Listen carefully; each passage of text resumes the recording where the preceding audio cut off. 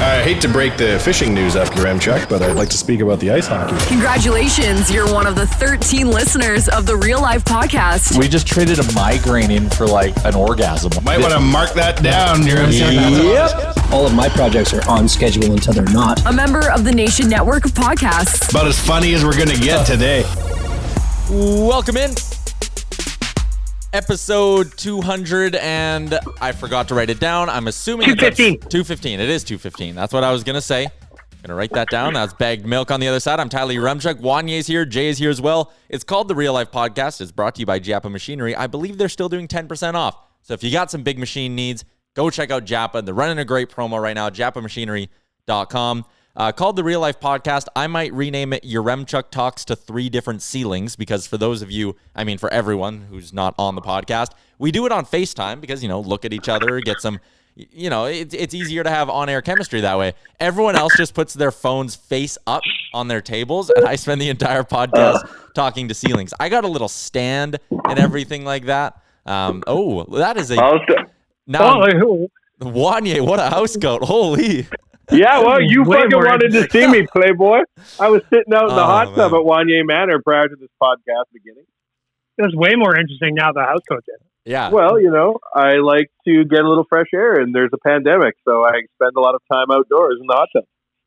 I wish that is one of my big goals in life is to afford a hot tub, to have a hot tub.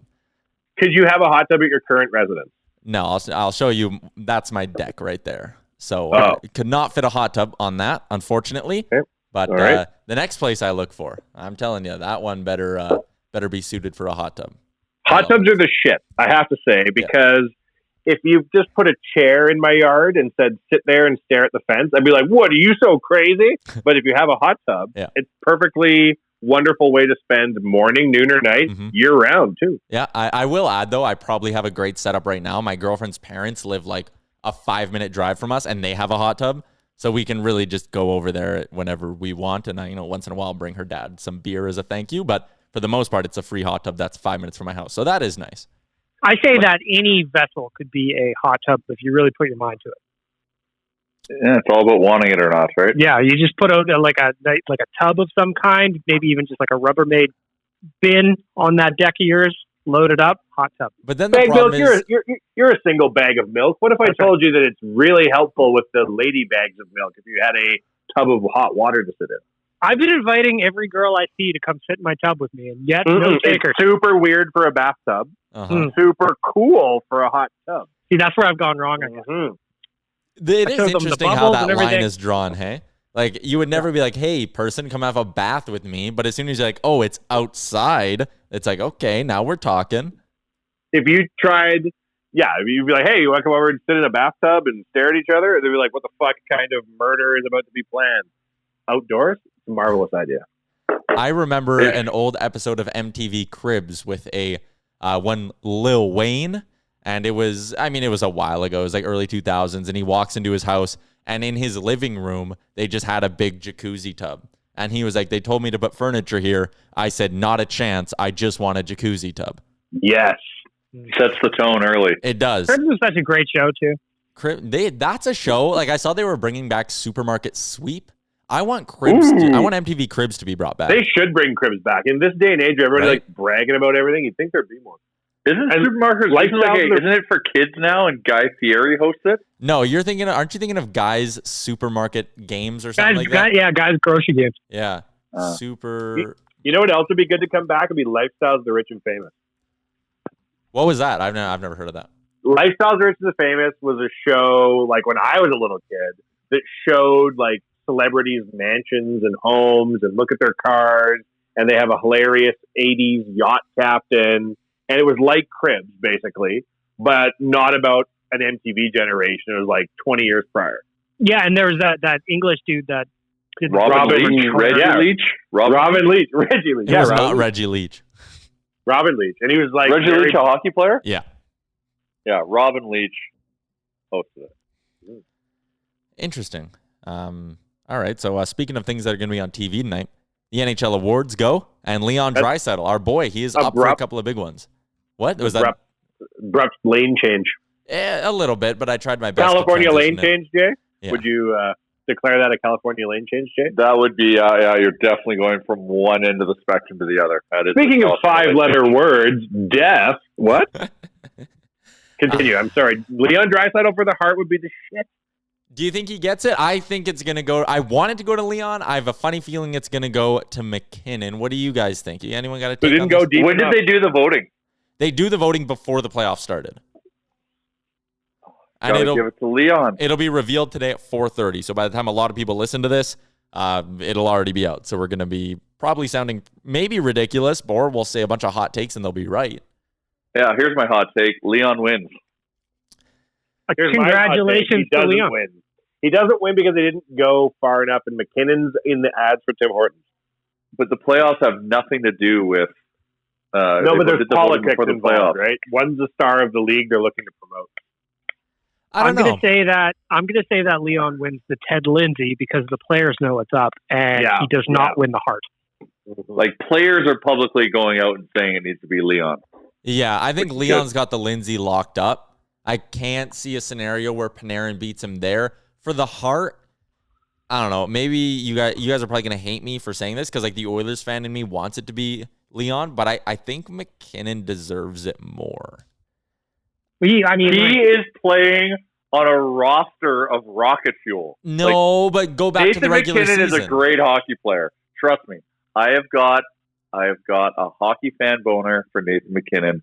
He is an unreal. He is the 1B to Connor McDavid, ultimately. But if we're looking at the season, that was what Leon did was magic.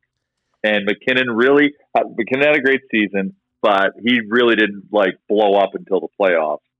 So, I am biased as fuck, and I want Leon to win. But if players are saying Leon should win, well then Leon should win. That was your heart, man. It worked on the Browns, didn't it? Well, it did this week. Oh no, they didn't win by 6. They didn't cover. We're gonna get to our NFL picks in a second here as well. But I just go back. I go back to the regular season that McKinnon had 93 points, led his team in scoring 93 points in 69 games. It?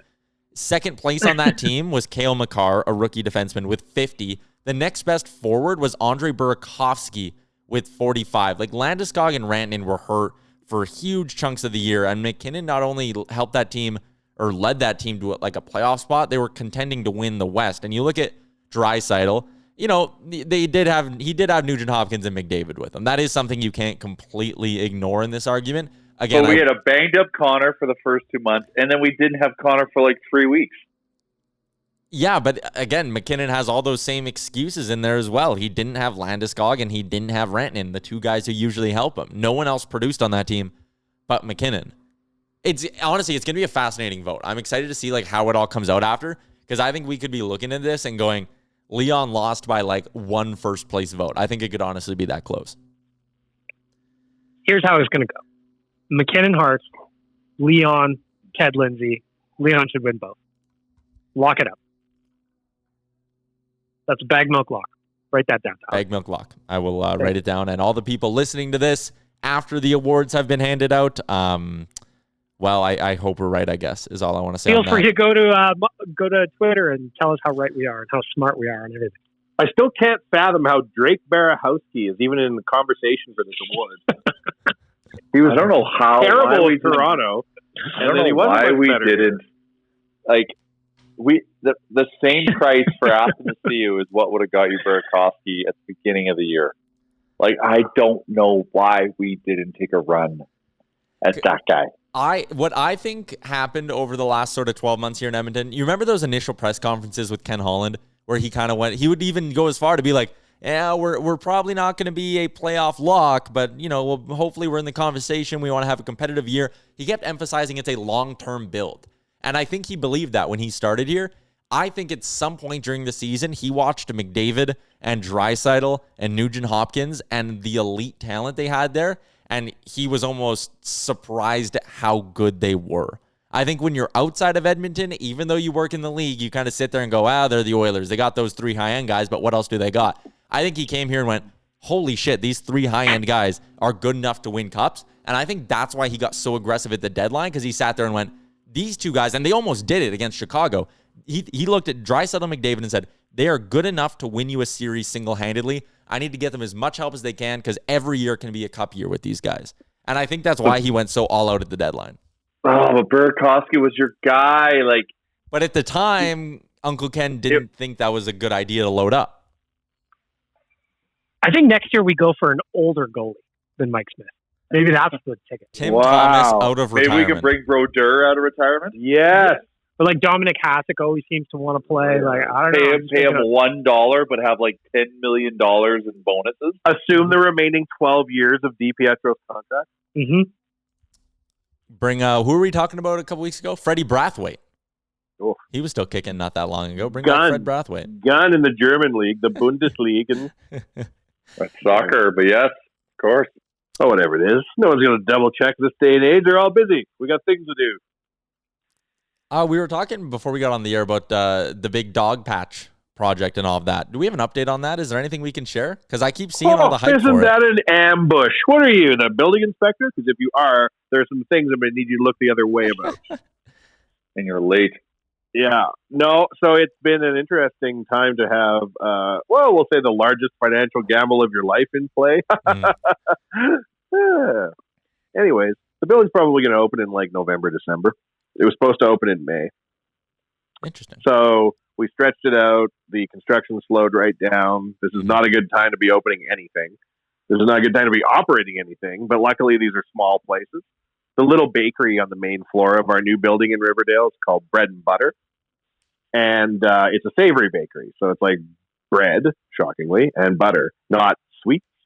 So we think that'll do all right, even if things are kind of locked down. In the basement of the building, Jay, is that guy locked in, or are we still saying vague things? Conceptually, we have a bike shop tenant. He's just still kind of needs to make sure his world's legit, but it's still kind of heading towards that way. Every other time we call him, we're like, we're opening in an hour. Are you in? And then every other time we call him, we're like, we're delayed again.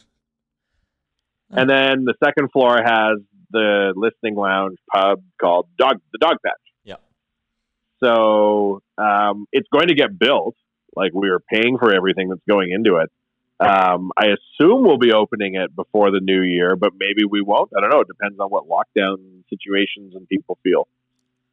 We did find, interestingly, these machines for sale that are usually used for radon gas, which is like, I guess, a problem in Alberta. Like, houses have lots of radon gas coming out from the ground, and it knocks down a lot of the shit in the air in a building, and it's actually effective for germs and COVID. Oh. So by plugging it into the building's HVAC, they'll like remove a significant amount of shit in the air. So that's good. But I don't know if you're going to be allowed to be open, so we'll have to see. Interesting. But I'm always fascinated to keep tabs on this because, like, I remember sitting in the office. I mean, not early stages, but when me and you would first start talking about, it and you'd throw me all the ideas, and like everything that goes into that is super fucking cool. So we're going to continue to keep tabs on it here on the Real Life Podcast. There is another hockey thing I wanted to talk about. We touched on it a little bit. I'm writing a piece about it right now too, and I'm hoping to have it up on the site in the next couple of days if I get around to finishing it. But I saw some people throwing out like, trade Clefbaum, trade Russell, try to, buy out Neil, get all the money opened up to sign Alex Pietrangelo now that it sounds like he's going to the open market. Is that a thumbs up or a thumbs down from you guys? Down. Big time down. It's great defenseman. Yeah. We have to do way too much. It's going to hurt us to lock him up. And he's kind of like, is he on the downhill of his peak? Like, where is he at? Because what is he, like 29? Yeah. Like, there's still probably some good game left. And I do preach the time is now, but I think you have to do too much to make it work. And you could actually maybe to be taking a step back. Yeah. Bagno? Yeah, I love Pietrangelo. I do. But, like, the amount of money he's going to get, and like Jay said, what the Oilers would have to do to clear the space to make it work, it's just, I'd love to have him. He'd instantly be the best defenseman on the team, but the math's not going to work. Not for a guy who's, kissing 30 already.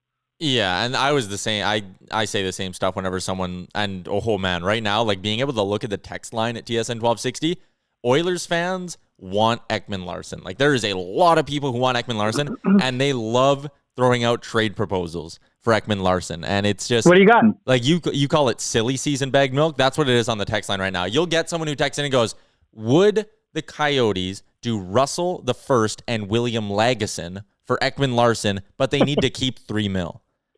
And you're just like, well, no, because the whole point is they want to get rid of his contract. Also, William Lagesson, really? That's where we're going with this? The They thing need I draft love, picks and prospects, so maybe you could flip, like, Well, it would still take a lot. It would take probably a first-round pick, another solid draft pick, and a really good defensive prospect to get him. Like, not William Lagesson, Chris Russell. if there's one thing, God bless Oilers fans, you know what I mean? If there's one thing we love to do, it's potentially acquire guys that we know their names, despite the fact that they're on the back nine of their career and have a bloated contract. If this was 5 years ago, lock me in. But it's not. Yeah. And unfortunately, Ekman Larsson is, he's also kissing 30. He's got 8 points, whatever, on his 8.25 contract. for 7 more years. Yeah, so it just, no thank you. No thank you. for the record, appreciate it. Pietrangelo had his second best season this year, and it was only 70 games long.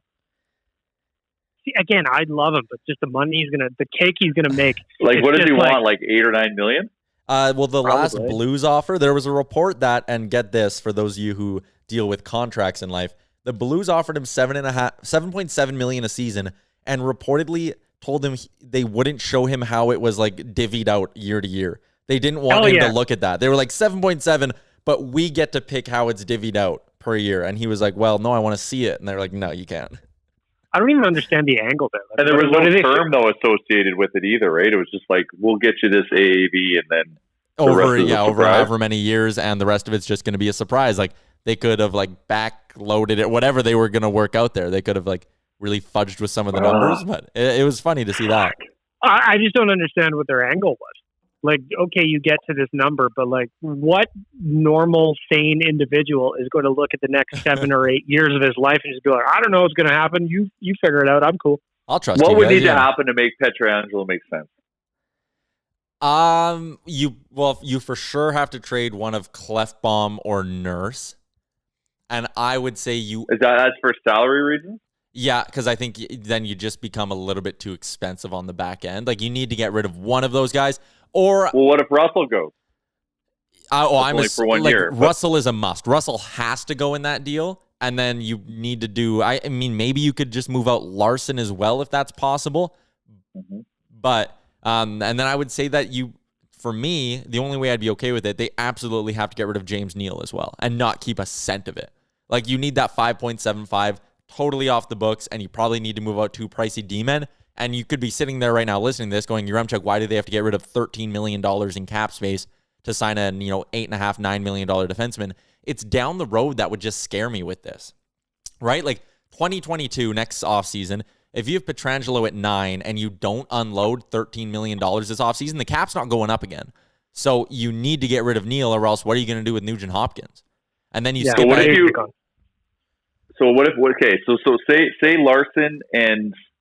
say Larson and Russell are gone. Okay. And we do some crazy deal with Pietrangelo, and I'm just saying this to talk about it. And you crazily front end load his contract.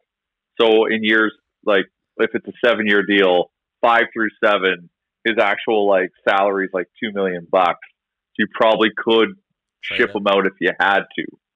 We're opening up a pocket of time, our 5-year window to try to capitalize it with him, which he still probably could be able to perform. Is that something you do? Is that something he would do? Like, would he sign a 7 by 7.5 or 8 to play with Connor McDavid and Leon Draisaitl? And we still have Clefbaum, and we can, Nurse is an asset in flux. And we have Bear, and we have Jones. Like, all of a sudden, like that just pushes everyone down one rung in the depth chart. Does that just solidify our D?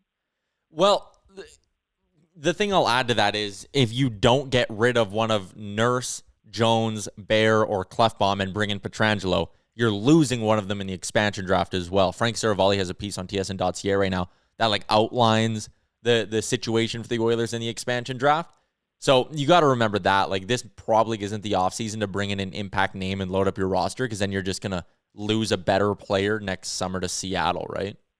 Oh, so next year is when we have to really go big. Well, and that's what I'm kind of saying here. Like, okay, so he has the Oilers doing, because you can either protect 7 forwards, 3 defensemen, and a goalie, so a total of 10 skaters and a goalie, or you could just do 8 skaters and a goalie, but that 8 skaters allows you to protect that extra defenseman, right? How about no goalie? Can we do no goalie? You cannot do no goalie.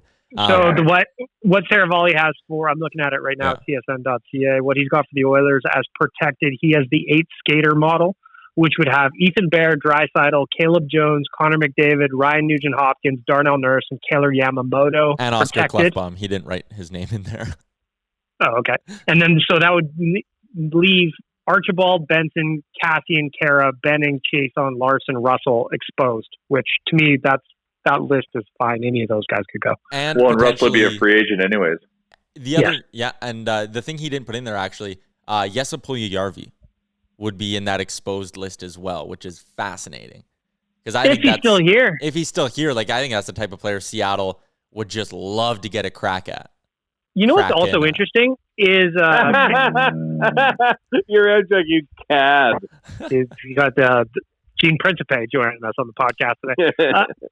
But Cam Lewis on Oilers Nation wrote this weekend that the Blue Jackets are interested in Puljujärvi, which is interesting because they famously passed on him at the draft. So I wonder what's his name again? Jarmo Kekalainen. What does Kekalainen know that's been going on in Finland? He knows something. He knows something. He knows something. So that makes me think that they need to bring Jesse back here, because if Kekalainen passed on him a few years ago and he wants him back now, there's something going on there. Yeah, he knows. He knows too much. As much as we want JP back, now might be the time to trade him for a 2nd-round pick, just so you don't lose him in the expansion draft for nothing. Well, also, do you think there could be a part of it, Tyler, where isn't Columbus looking to move a goalie? Fuck, man. If you can swing a deal that's centered around like AA and JP and whatever else, Elvis or Korpisalo, whichever one Columbus doesn't want, they're both the starter here and they're both an upgrade here. They're 26 years old. They're each under contract for 2 more years, which is wild. Merzlikins makes 4.8 or 4.0, even 4, and Korpisalo makes 2.8. So obviously, I think you'd prefer Korpisalo, a little bit more experienced, and he has the lower AAV. But man, that'd be an interesting deal. If Columbus is actually interested in JP, that's man, that'd be a fun. That would be a great trade. Kekalainen knows something. Stop calling him Kekalainen. It's Kekalainen. There's something going on in Finland, and Kekalainen knows something. Kekalainen's watching. I'm convinced. Yeah, Kekalainen is watching, whether he wants to or not. Jay, do you know anything from Finland? Can we match Kekalainen's expertise in this field? Yeah, we need a line on Finland. I'm gonna send some feelers out and see what I can get back for you. Allow me to report back later. Yes. You know that one year where they brought Eklund onto the trade center coverage? Oh yeah, wearing a mask. We're gonna do that with Jay, and all he can do is report on Finnish players. That'd be sweet, actually. Although I still hate Eklund for that, by the way. Yeah, that son of a bitch. Because of the Smitty thing, yeah, Ryan Smith, new deal, and then 10 minutes later he's going to the Islanders. I'll hold a grudge forever, Eklund. So you're basically blaming the weatherman for the tornado that he told you about? Exactly it. Mm-hmm. That is exactly it. Mm-hmm. Mm-hmm. I'm sending a feeler out to Finland right now. Okay, I was talking about the trade proposals earlier in the show, and this brought me back to it. It seems like every Oilers trade right now, you know how when you're on HF boards, I don't know if any of you guys go on there anymore. I don't go on there anymore, but when I did go on there, every deal, when people are talking about trade proposals and shit, they're always like, all right, throw in a second. I feel like back in the day, for Oilers fans, back in the day being like, 2010, it was always like, all right, but what if we threw in Omark? Like, Linus Omark was always the guy that Oilers fans would be like, this guy's available. Omark, maybe a pick in there as well. Would they be interested? Is there anyone else? When I say, like, perennial Oilers trade bait, who is the guy who maybe before my era, it was always like this, the Oilers fans just love to be like, throw this guy in there and a pick. Robbie Shrimp. Oh, that's a good one. Yeah, Shrimp was a good one. All You know what? included in a blockbuster deal. Yeah. Over the last, I would say 5-6 years, I'm pretty sure Nugent Hopkins has been traded 5 or 6 times by the media as well. Yeah, a lot of Nuge talk. Too Yeah. much Nuge talk. Way too much Nuge talk. He needs a new deal now, Uncle Ken. That's going to be an interesting. Speaking of one, too. Omar, we should bring him back. He's lighting up the KHL. Is he actually lighting it up there? Well, for KHL standards, like he's virtually a point a game guy in the KHL, which is pretty good.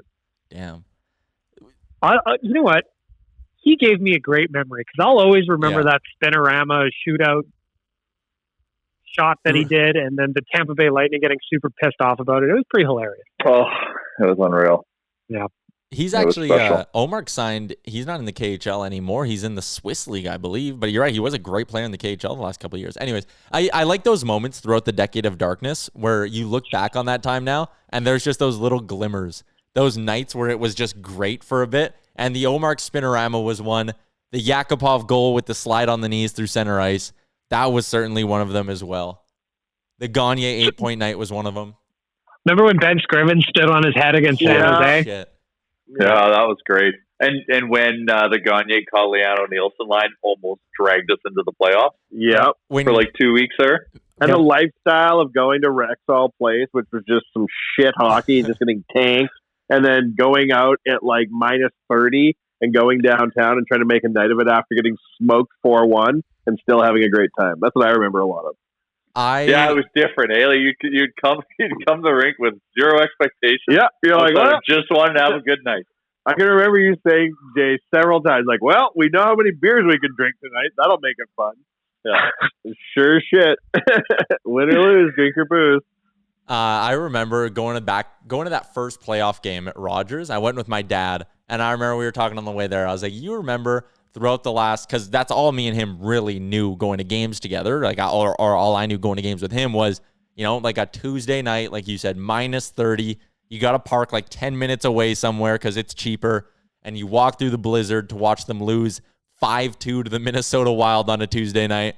You sit till the end, you watch the 3 stars, you make the long walk back to the car, and you're home by like 11.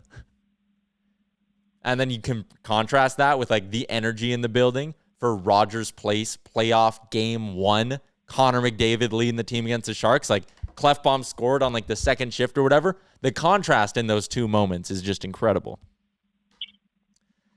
I always liked going to games at Rexall Place because I used to park in the free area, which was like 3 kilometers away from the building, it felt like, and trying to walk out to the car after a 7-2 blowout loss in the middle of February.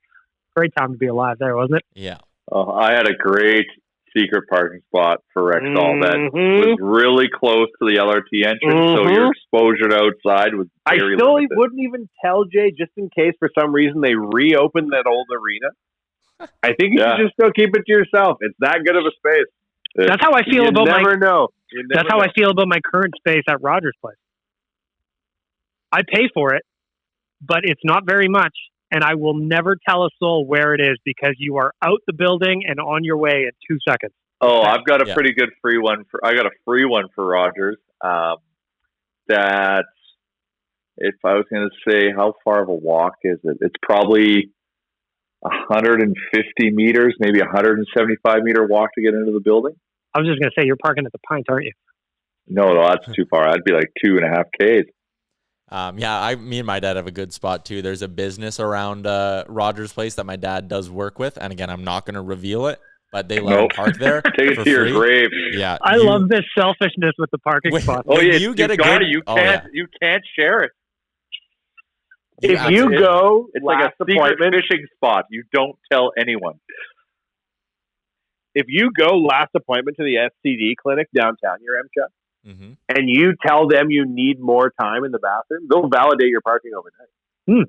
And then you go to the game, and then you tell everybody that's how you got it. It's very simple. I know the business you're frequenting, you dirty bastard. The STD clinic. Yep. Shame on you. There's only so many shots of penicillin you need. Can you validate my parking? I think I have an STD. I go into the Stantec building, tell them that I'm building a skyscraper in, Dubai. Yeah. I get all their attention. and free parking, and then I go to the game. He's like, And that's how for much some- you want? I don't even know if I'm going to do this project. Let me Yeah. think about it for 2.5 hours. I'll be right back. Yeah. I bet you can And get we're something gonna done need to at have at least 41 meetings about this. Absolutely. I bet if you walked around with like a bunch of rolled up papers through the Stantec building, that could work. Hard hat. Exactly. You gotta look busy, and you have to talk with conviction. It doesn't need to make sense. It's just you have to present it as if it does. I You know know they're sorry. Go ahead. I was just going to say, you can get away with so much if you do it with conviction, because I've been hatching this scheme for several years now where I want to steal a hotel ice machine. And I figure if I just walk in with coveralls and a fake PO that I make, that I could wheel that thing right out the front door and nobody would stop me. Let me Didn't ask Ryder you and this, Milk. Lisa test just going into movie theaters for free with a ladder on their shoulder? Really? I don't know, but again, it's genius. Yeah. You walk in like you're supposed to be there, and no one's going to stop you. Culligan, No. man. No one questions the water delivery guy. Yeah. Absolutely not. Let me ask you this. What's cheaper, Oilers season tickets or giving a Rogers Place employee $300 cash for their uniform and sneaking in through the staff entrance forever? Yeah, but you Which have is to cheaper? scan in. You have to scan in still. Oh, my card. I forgot it. Phil in accounting. He has it. Yep. And now I'm in. And now I change into my secret uniform underneath, which is an Oilers jersey, and blend into the crowd. I will say I saw a TikTok of some guy who did that for Game 7 of the Cup Final between the Bruins and Blues, where he found a picture online of what the credentials look like, and he faked it. He like photoshopped his own, and he got in with it. And Yeah, I'm honestly good man. surprised that shit doesn't happen more often. Not that I'm promoting it, because we shouldn't, because it's illegal. But I'm surprised that shit doesn't happen more often with Photoshop.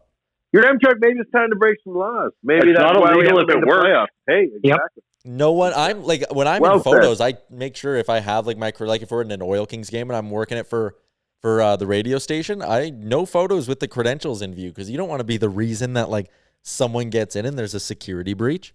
Oh, my Lord. You're a Well, real treat at parties.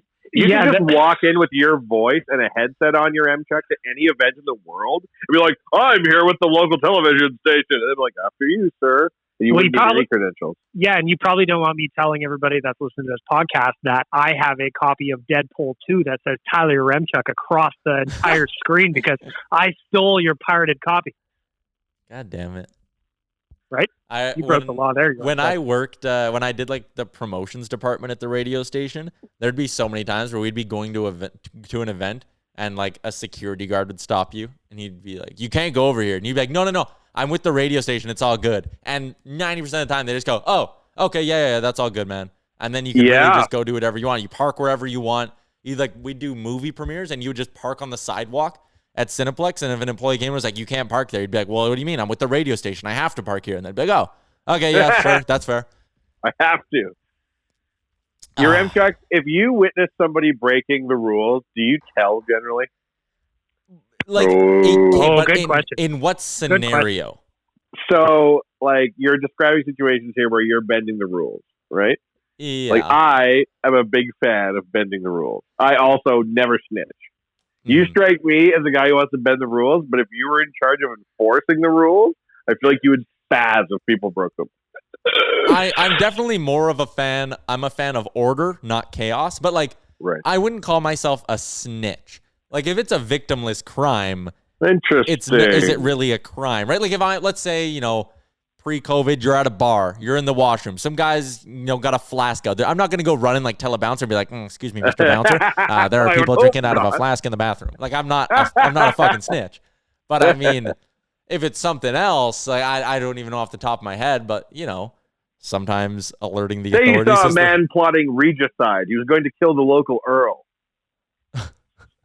Would you tell the viceroy in the region, or would you allow the murder to occur? What? I don't know. I was just framing up a hypothetical crime to see where you draw the line. I don't even know what those words mean. Bootlegging, you have no And- problem. Yeah, what Minor you're taking illegal the alcohol royals, that's what I transport. want to know. Yeah. Would you allow someone of importance to be killed and risk the duchy? No. Right. All right. So you're There- a snitch. Do you remember that Simpsons when he was calling to the police station?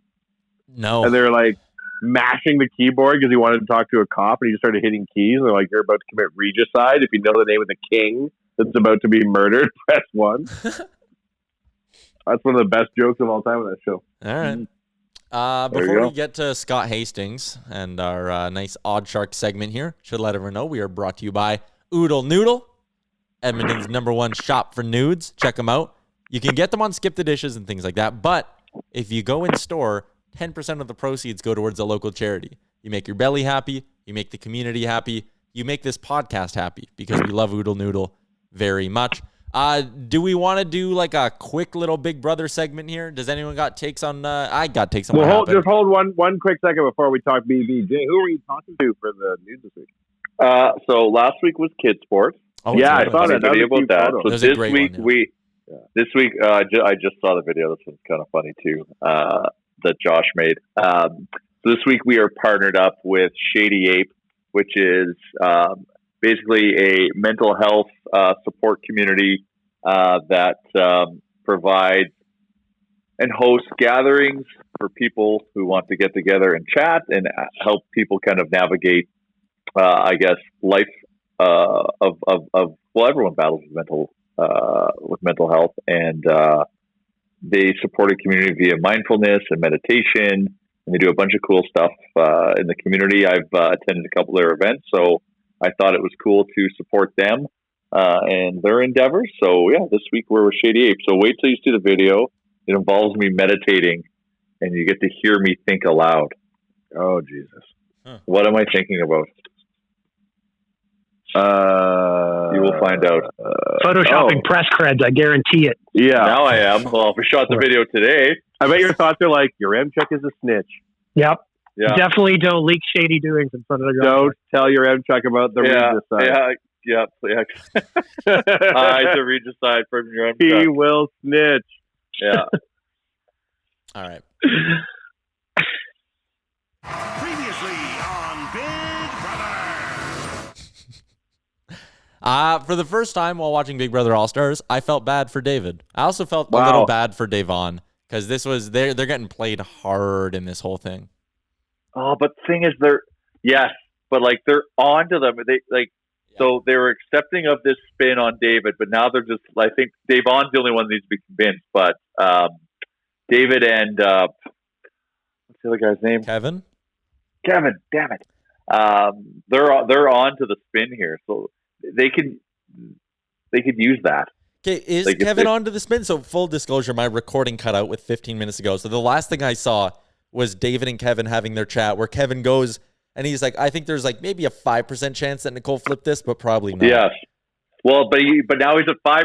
You can push that forward. Yeah. And this is an ultimate opportunity to make Nicole look terrible. And Danny. Yeah.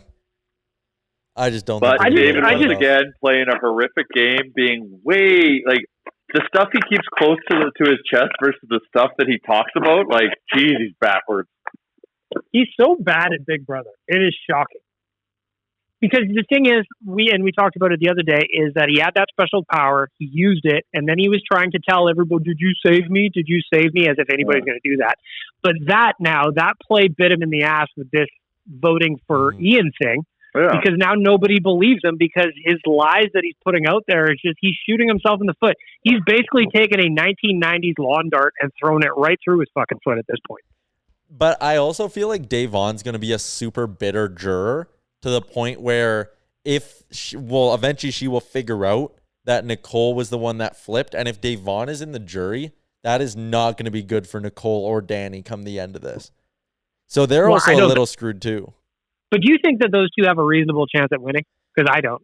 Danny, maybe. I don't think Nicole does. Nicole doesn't know. She's a previous winner, so she immediately doesn't. And she's just she's the greatest floater of all time. Like, that's her game. That's her skill. But oh yeah, remember when she would say like, "Well, how do because now they're lying and have to act? I don't have to. How do I act? Like, how am I supposed to say? Like, this is playing Big Brother. What do you mean? Like, you don't know how to lie and maybe she's just saying she doesn't know how to act. Maybe she's playing coy, man.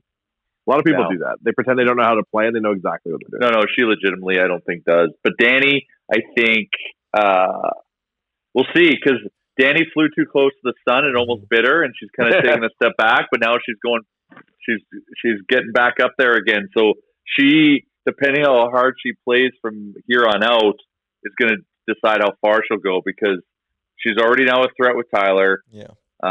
Depending on how this move goes, if it gets out that this was a manufactured lie to pin it on David, like Davon's gonna just go and put Danny's game on blast. Like I'm actually cheering for Dave. Like Dave's been so calm in this, and I know I want to see her go far. So I hope she can skirt this week, and I hope now instead of just like towing the house line, she starts trying to like blow some games up a little bit. And it's right in front of her, but Danny has just been playing her for the last few weeks. Yeah. The two people who seem to be sitting in the absolute best spot somehow are Enzo and Cody. No one's touching them. No one's thinking of them. No one's even looking at them twice. Yeah, the meow meow is he's just doing it. Cody's always going to be a threat because he's viewed as a competition guy. The meow meow just kind of just slides through. It's cool, And he's just, fuck me, is Enzo entertaining to watch also. Even when they're doing that puzzle thing for the HOH, he was so bad at it, but I loved watching him. He's so much fun. He's the best. Yeah. Yeah, that's great. All right. Shout out to my boy Tyler for sneaking through. Yeah. Oh yeah. No kidding. I think I hope this once again, Memphis, man, like how much of a dick was he to David in that room? Oh yeah. Oh, massive. Like, Jesus, man. Like, just be a nice guy. Like, hey, like, this is the deal. Blah, blah, blah. Like, Jesus. Like, come on, dude. So I hope David wins the veto. Just for the sheer drama of it. Mm-hmm. And then just because who else can, because he'll save Day. And who else can Memphis put up outside? It'll be someone he's aligned with. Yep. Yeah. And I don't know what the hell Christmas has got. Like she went from being a very nice person, but now she's showing like her like mean streak side. Oh like, yeah, she hates Day. Holy it ain't cow. Christmas every day, is it anymore? Yeah, well, and I don't know the full backstory about her picking Christmas to be a have-not. When they showed briefly, there was some discussion that she was going to pick Kevin, but when they showed that conversation and then zoomed in on Christmas at the top of the like room or wherever over the balcony, that was so funny. Yeah. All right. That's good Big Brother talk. We're about 5 minutes late for getting to Scott, so I should probably bring him in now, do our gambling talk with OddsShark. Wanye, this is when we trade you for our betting expert. I'm sorry. Good day to you all. Carry on. All right. Back to the jacuzzi, sir. Yeah, back to the jacuzzi at Wanye Manor. As keep plotting the regicide, but don't tell your Chuck. That's right. Come on. You guys are throwing words I don't even know at me. All right. Bringing in Scott Hastings of OddsShark. OddsShark is your spot. If you are looking to lay down some money on some sports, if you've never done it before, the first place you should go is OddsShark because they got a nice area that shows you all the different websites you can go on, what their bonuses are, all that stuff. If you do bet a lot, you can get better. You go on there. I'm looking at the Lightning Stars game for tonight. They have the predicted score. They got what the public is betting on. They got all of that stuff, all the trends, everything you need, all the info. Head to OddsShark.com, and that is when we bring in Scott Hastings. Scott, how are you? Hey, fellas, what's going on? Oh, hey, Scott. Just did some Big Brother talk. That was exhilarating. Well, Scott, before we jump into the gambling stuff, we have to ask you a question. Fire away. Are you familiar with the term regicide? No, I am not familiar with this term. All right, so you and your Remchuk have the same camp. That's okay. Got a lot of royals today. It's a plot to take down like the royal in command, I guess, the king or the queen or whoever is in charge. All good. A little tyranny. They think I'm a snitch, and they threw that phrase at me, and I still don't know what it means, even though Jay just he would report on the regicide plot. He would. Cool. Well, I'm going to get right into the NFL talk with you, Scott. Okay. Over the past couple weeks, you've said something along the lines of, if you look at a line and it looks like such a lock and you're not sure why, maybe be hesitant of it. If it walks like a duck, sounds like a duck, it is a duck. That feels like what it was like this week in the NFL because that Chiefs line looked like a lock. That Bills line looked like a lock. There were a lot of lines there that looked great and did not come close to hitting.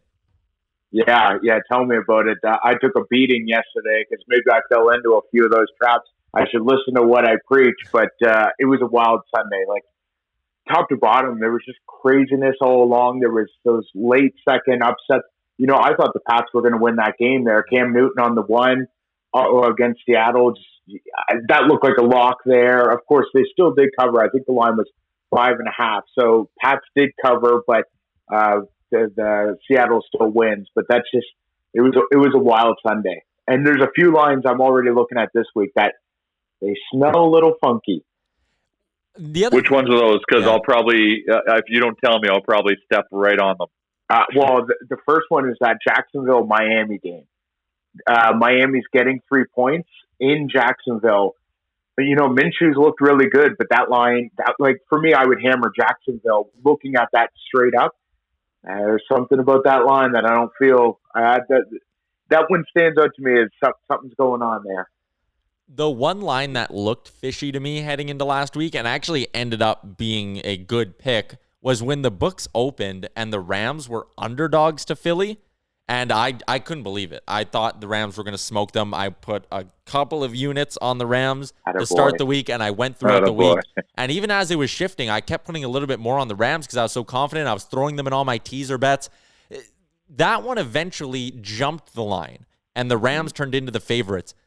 When a line starts to really change over the course of a couple of days, is that all public money pushing that change, or is there more involved? No, definitely not. I've actually seen the contrary happen, and that's where I get really sketched out. Is when you can see public money going on a specific team. Let's say in this example, they would be all the public money going on the Rams, but the Rams become more of an underdog, and that gets sketchy too. That I've seen that happen a few times from a couple websites I've seen that just track money and things like that. And that's where I go, okay, I don't know what's going on. If I haven't placed a bet at that point, I will stay away because I don't know what's going on. That one, I even said last week that I think that'll close closer to a pick'em, and then the line completely flipped, which was the right call, of course. Good on you sniffing that out and getting the Rams several times from the sounds of it. And you would have also had an opportunity to hedge because the Eagles became an underdog. Yeah. So what you could do then is obviously just backtrack, put some money on the Eagles, and then you're safe no matter what. The other line I'm looking at for this upcoming week, I'm just scanning this. Actually, the first time I've taken a peek at them. Why is Tampa Bay only -1 against a Denver team that won't have their starting quarterback? Can you explain that? Quarterback, one of the best defensive ends in the league, and their number one wide receiver is gone. Because that just got announced that Portland Sutton is done for the season with that torn ACL. Man, I think we were talking last week or 2 weeks ago about the potential of an over 7.5 wins for Denver. And I like that play. And even without Von Miller, I still like that play. I don't like that play anymore. I do not like that play anymore. They are toast. It's unfortunate that the injury bug was rampant yesterday, and the Broncos took it as hard as anyone else. As a guy who has Saquon and George Kittle on my fantasy team, I am demolished. Like, my season's toast. Yeah, that's tough. The Saquon one was he runs so hard, and he's such a big guy that it's almost inevitable that at some point that was going to happen. You never like to see it though. Sucks. Man, just a wild run of injuries yesterday. Like, on one hand, you kind of look at it and go, I wonder if, the lack of training camp, no preseason games has any effect on it at all. But at the same time, like, I see people saying that and like, oh, there was no preseason. That's why all these guys are getting hurt. For me, I look at it and go, well, guys get hurt in the preseason all the time. Like, remember last year, Jerick McKinnon went down in training camp? Like, this shit happens. I just feel like it's a bigger story because it's during meaningful games and not just like some footnote of guy goes down in the middle of training camp kind of thing, right? Yeah, I think there is something to the narrative though with no preseason because you're getting your licks, even if you're only playing the one drive or the first 15 minutes, the first quarter, I guess I should say. I was going to say first 15 minutes. The first quarter or first 10 minutes or so, you get a few drives, you get your few licks in, and you can sort of heal, and it doesn't take as much of an impact.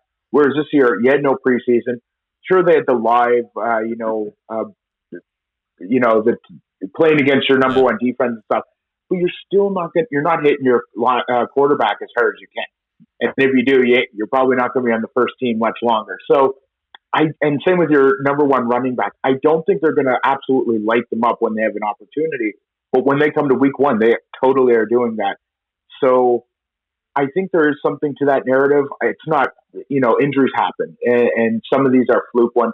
Saquon's, for example, was a bit of a weird, he was being dragged down. He tried to plant still. It was an awkward, that could have happened at any time. But I do think guys not getting their full licks in preseason is a bit of an impact.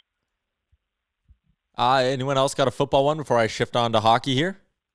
I'm ready for hockey. All right. I didn't bet on Cleveland this week, and thankfully I didn't because they only won by 5. But I was happy my Brownies pulled it off. That was an ugly backdoor cover too. If you were a Browns better in that game, jeez. Oh, I know.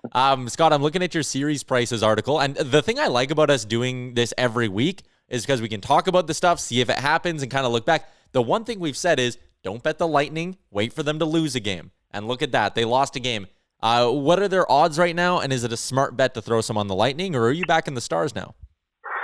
I don't even know what to do right now. These Stars, we've said it, I think, for 3 or 4 weeks now that at some point they're just going to stumble. At some point they're going to stumble. Now they're up 1-0 in the Stanley Cup Finals, and it's like they only need 3 more wins, and they're going to be the Stanley Cup champions. It's so bizarre to me, but now the line is -110 both ways. It's a pick'em. So tons of value, of course, on Tampa Bay. That said, I like Dallas tonight. I really like them as an underdog. I don't know what it is.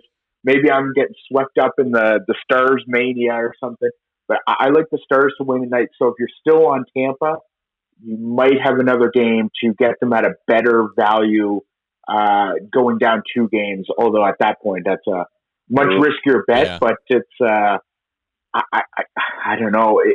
And to that point, if you like the Stars, now is the time to get them because I don't think you're going to get a better line unless they lose tonight. But I don't know. I like them tonight. If you are someone who wants to back the Tampa Bay Lightning, and I think I might be doing that here before puck drop in game 2, they're -110 to win the series. On the other end, I kind of look at it and I go, I wouldn't be surprised if Dallas wins one more at some point in this series. So would it make more sense to bet on them to win the series in exactly 6 or 7 games instead of just picking them outright? Like, would those odds favor me a little bit more? Yeah, I believe that line, I have it right here in front of me. Game 6. So if it goes to game 6, it's +170. Game 7, +170. So you're getting plus odds for both of them. Okay. Of course, if you bet one on each, you'd lose money. But yeah, so there is value if you felt more in favor of a game 6 or game 7. I don't think it goes 7 personally. I don't.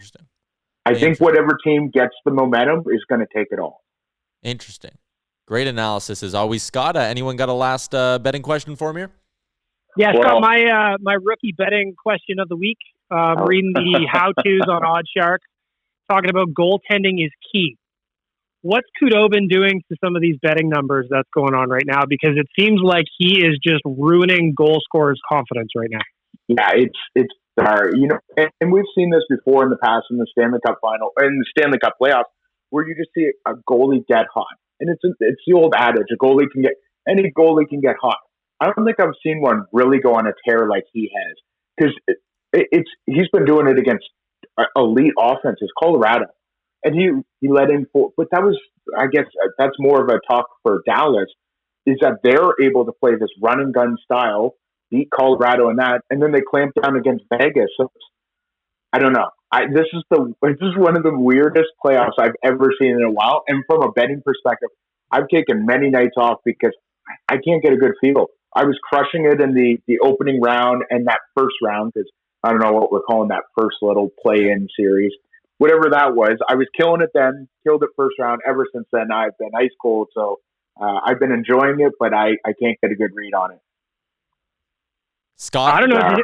I love my goal props too, and I don't even know where to go on these ones. Because any night it could be an over. Yeah. Like I could see these guys going end to end tonight. I like the over. That's my picks for tonight. I like the over, and I like Dallas. I think it's going to be a bit of a run and gun game. I think Tampa opens up a little more, but I think Dallas can just match them, which is so weird. And they're so gritty. Their entire offense will all beat you down. I like that style.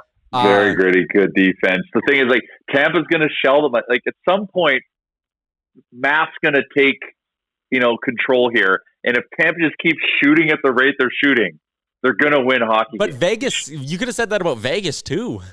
Yeah, but you know what? Vegas had bad karma going because they're like so yappy and annoying. I ran into Mark Spector at a coffee shop, and we were chatting. He was just like, that Vegas bench just wouldn't shut up. Like being in a building without fans, he's like, they just were nonstop. I'm like, they did it to themselves. They made their bed. But I actually think to me, Tampa is the team of destiny because they got through and overcame what happened to them last year, and they had some challenges along the way this postseason, and the potential of Stamkos coming back. Like it's just like, and they're bringing it. So Khudobin's gonna at some point he's gonna crack. He's got to. Sounds like somebody has a large wager on the Stanley Cup futures here for Tampa Bay Lightning. I got about plus 500. I got $900 coming my way if they win. This needs to happen. I'm trying to manifest it. Scott, you mentioned the over-under for tonight. You're taking the over. Are you going? So I'm looking at my book right now. Minus 154 is over 4.5. Over 5.5 is plus 133. Which one are you going with? Yeah, I'm over the 5.5. Okay. I saw it at 5. That's when I locked it in at, and it sort of splits the difference on what you have for odds. I have also seen the 4.5 line. I think that's almost across the board. I like the over at 5, so I'll take the extra juice at 5.5. It ain't going to finish at 5.5. It's either going to be 5 or 6. So we'll take the 6 and walk away with a profit, I hope. Scott, as always, man, we appreciate your time. Can't wait to talk to you next Monday. Take care, guys. Good luck. Thanks, Scott. There you go. That is Scott Hastings from OddsShark. OddsShark is your spot for all your sports betting information. Everything you need to be smart when you're putting down some coin. We were not overly smart. So my problem has always been that, I'll be sitting there on Sunday watching some games. I get into the live betting, or I'll see a game on, I'll be like, I wouldn't mind betting the over in this quarter just while I'm watching it. I get a little bit dumb with my money. So I decided to open up a second account on another sports book. And I'm like, okay, that is going to be my disciplined better account. I'm researching these picks. Every week I'm only doing, 3, 4, 5 bets, a little bit more units than what I'm usually used to, but I'm going to research them and not do dumb live bets. I'm doing that. I'm 8-2 so far through 2 weeks. I'm actually doing good and coming out ahead as long as I'm not an idiot doing live in-game betting. So I'm happy with that. Although this sounds like famous last words, though, to be honest. It absolutely does. And I will say this. So it's funny. I'm looking at the sheet of bets that I've done so far on this account in front of me. The only 2 I've gotten wrong are the 2 I've gone on here and claimed as my locks of the week. Those are the only 2 I've gone wrong. So it probably is the kiss of death, because it seems like even on my pregame podcast, whenever I go public with a bet, it always misses. Which is why I give so much credit to guys like Scott and all those OddsShark guys who are out there every day putting out 5 or 6 plays online. Because when they're wrong and you go into their mentions, it's like, man, I feel bad for you. Because there's some guys who just fucking go at them. Hashtag shade your M-Chuck. Fade your M-Chuck. Always fade your M-Chuck. What was your lock for this week? Was it Bills?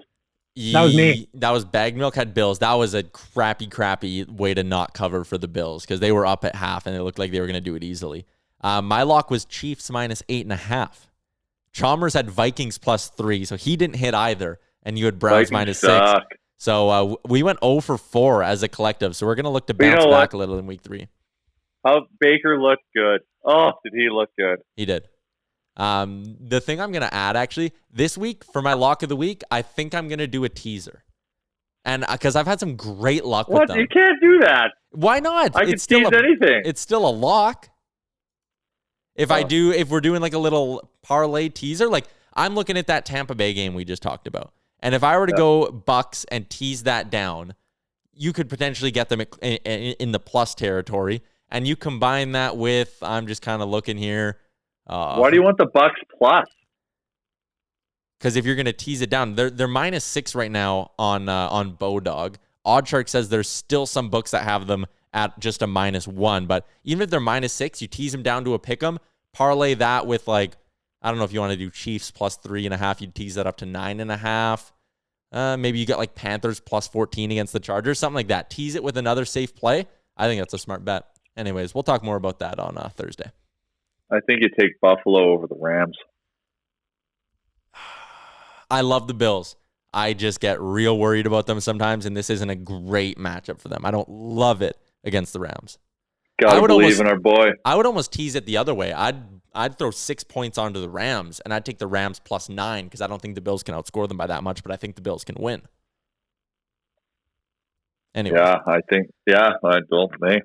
We'll get into this more when Chalmers is back on the pod on Thursday. Hopefully he's back on Thursday. He said he had a meeting or something today. But that's going to do it for another episode of Real Life. Big thanks to Scott Hastings for joining us once again from OddsShark. Shout out to Oodle Noodle, always doing great stuff with those charity videos. Shout out to Josh Park, who's always doing a great job making those charity videos as well. And you for starring in them, Jay.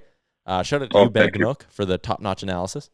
Shout out to Wanye for taking a slight break from his hot tub and showing us his sweet coat, his sweet house coat. Shout out to Jappa. Nice red and green plaid for one. Red and green plaid. Shout out to Jappa as well. Check them out Instagram and Twitter at Jappa Machinery. Check them out online, jappamachinery.com. This has been episode 215. Oh, yep. And we should shout out the word of the day, Regicide.